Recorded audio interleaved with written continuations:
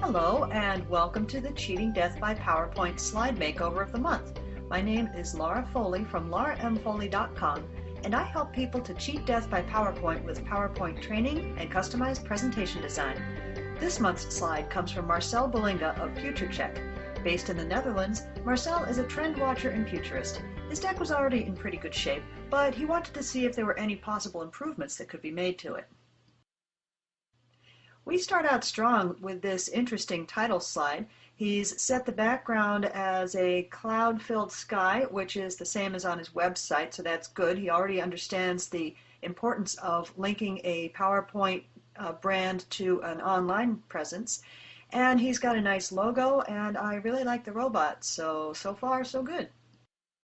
On this slide, Marcel has enlarged the logo to fill the whole space.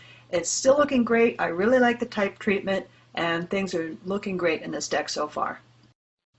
On this slide, he's adapted his logo with a couple of text blocks that were created in PowerPoint and placed on top of the logo. Again, things are looking great because the rounded edges of the text blocks mimic the rounded edges on his logo. The rest of his presentation is set up like this, and I'll work through the animations that he's got. So, unlike on the previous slides, the text and image boxes are squared off, and that doesn't resemble the design of the previous slides at all. The cloud background is light and airy, and I love it, but the black text box at the bottom is really anchoring things in a bad way, both by being black and by having too much text in it.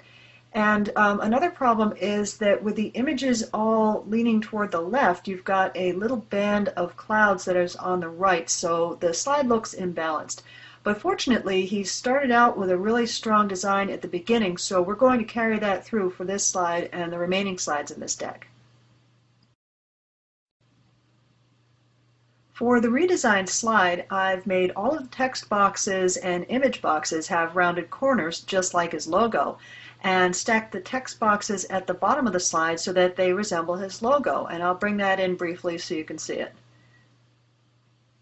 See, it's mimicking the look of the logo now. We've got the same thing here. Here's another content slide from his deck. And the squared off boxes on the top and the bottom of the slide anchor things in a traditional boring slide kind of way.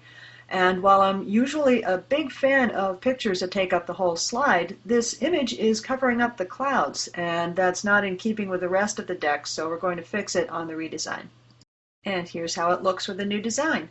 You might notice that the text that's in the white text boxes at the bottom of the slide is positioned a little bit differently on this slide than on the previous one. And that means that these text boxes would have to be placed manually on each slide, and you wouldn't be able to rely on the template to do it automatically. But I think that the effect is worth the extra effort, and I predict that the audience will think so too. If you'd like to get your own slide redesign, just click on the link to subscribe to the Design Dispatch.